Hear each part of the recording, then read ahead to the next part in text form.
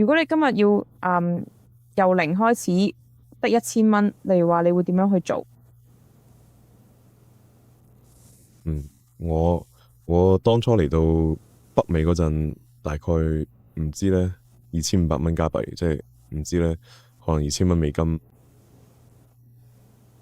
一袋書同一袋衫喺滿地可17歲嗰陣，所以就係咁樣開始嘅。到咗呢個地步咧，我已經有好多知識，要發生好多好錯嘅事先會搞成嘅。就好似我係咪啱啱放監，仲有利是嘅，定係我哋公司俾人充公晒？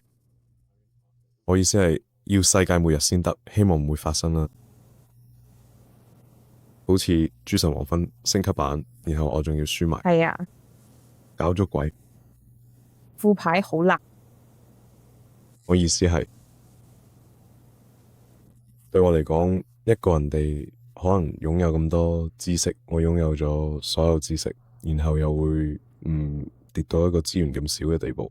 因為現實就係一係就發生咗個真正災難性嘅事，好似文明已經崩潰咗；一係就我可以直接叫人畀錢我，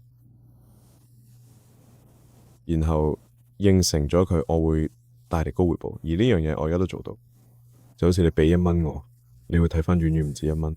係。咁所以呢個係有啲似一個嘅可能嘅兩難局面，因為文明一係就已經被摧毀咗，或者點樣？如果係咁，1000蚊係解決唔到你嘅問題。你知啦，你做唔到咁嘅用。如果你佢哋放射性嘅隕石坑周圍行，然後你身處咗，你知啦，核輻射塵或者其他嘢入邊咧，咁咧1000蚊係唔會解決到任何嘅。而如果文明未崩潰嘅，我大概可以直接說服人畀錢。我以前都做過。